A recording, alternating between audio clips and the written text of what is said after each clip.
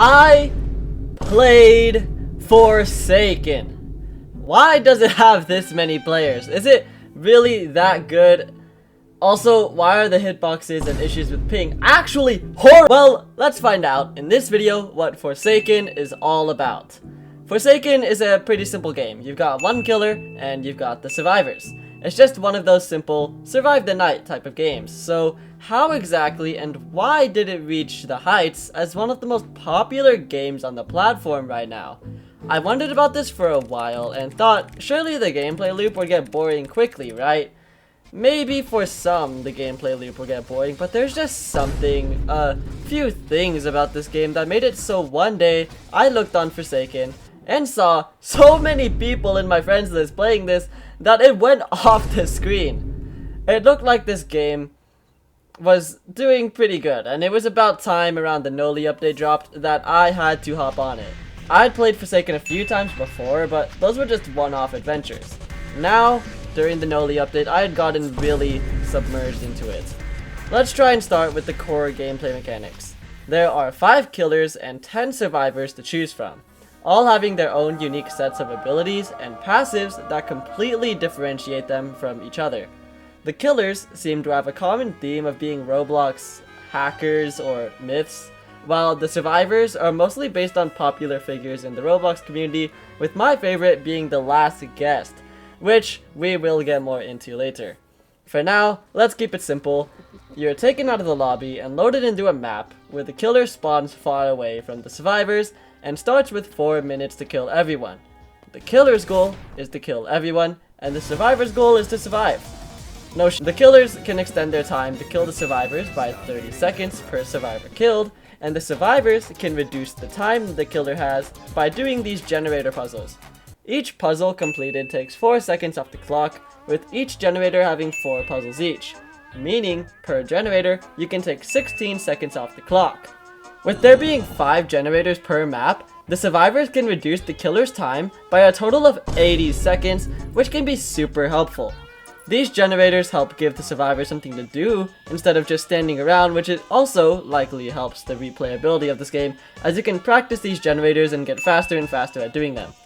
The killer being able to get 30 seconds per survivor kill also adds more suspense to the game at moments as well, as the round may be about to end, but then the killer can just kill someone or even a group of people and get even more time than expected. If the killer has only one person left to kill, however, a last man standing or LMS situation takes place where the timer is automatically brought to 1 minute and 10 seconds and the last killer and last survivor locations are both briefly revealed to each other, so that the last survivor can't just hide in the corner and waste the entire time having the killer look for them. There are ways to counter being revealed to each other, like certain survivors having the ability to make themselves invisible, or certain killers having the ability to reveal other survivors to them, but an LMS situation is usually pretty straightforward. It's a fair 1v1 at the end of the game to end the match.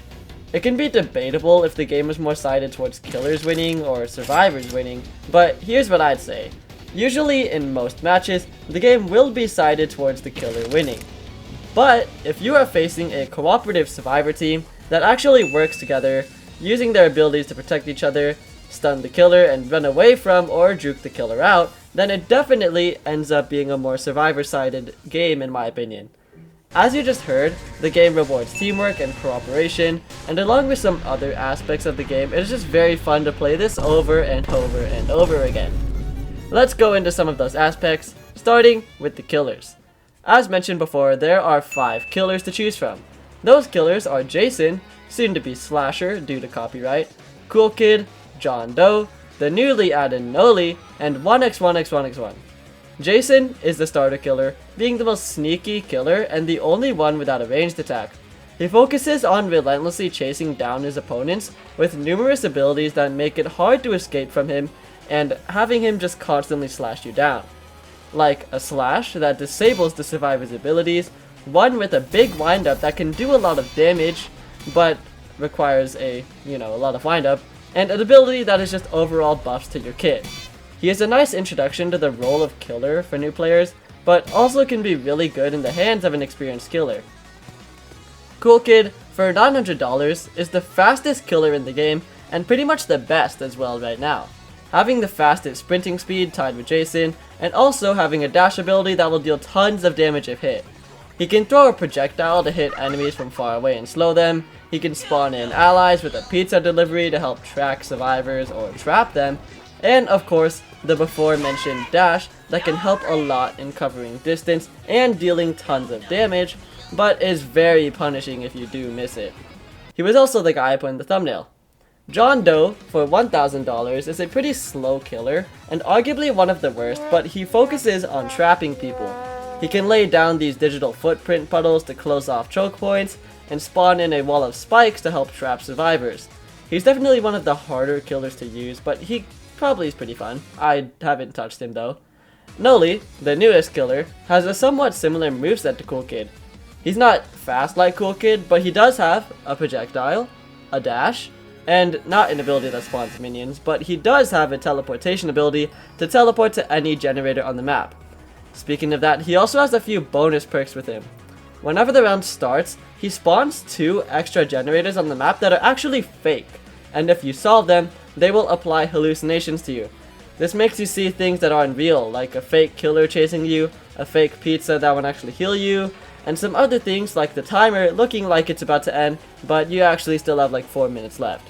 Pretty cool new killer. But finally, there's 1x1x1x1. He is the main ranged killer of the game, and the most expensive, with 2 abilities that pretty much travel the entire map-wide distance, and an ability that locates all survivors to help you snipe them.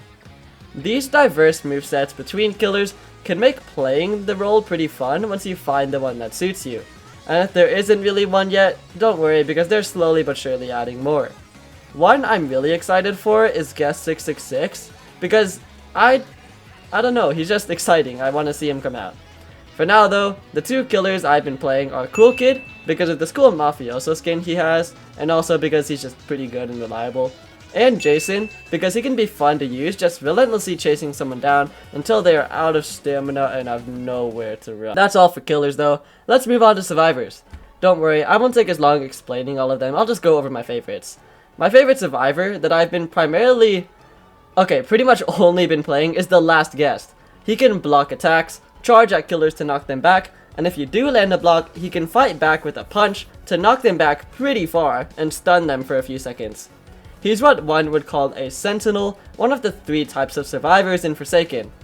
Those 3 types are sentinels, survivalists, and supports, I think.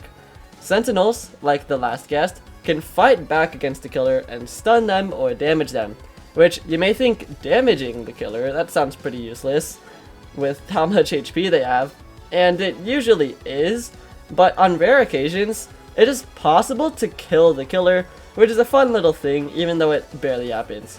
Survivalists focus on just running away and staying as far away from the killer as possible, and supports focus on healing, buffing survivors, or debuffing killers to help the others do their job. The starting survivor is Noob, who has various tools focused on just staying as far away from the killer as possible, pretty much just the survivalist. And the best example of a support is Elliot, who can toss pizza at survivors to heal them. There's a ton of other cooler survivors like 2Time, who can have 2 lives and backstab the killer, Taff, who can boom, and Chance, who can gamble. But I've been dragging this segment on for a while, so let's move on to the final aspect I want to talk about today, the grind. Oh, the grind. On Roblox, the grind of games is usually a big, lingering part of a game. You may think, oh, getting cool killers and survivors may require a lot of grind, or that these levels to level up survivors can take a lot of time and effort to make the survivor actually good, because of course it's a Roblox game and it's probably pay to win too. But that's not the case.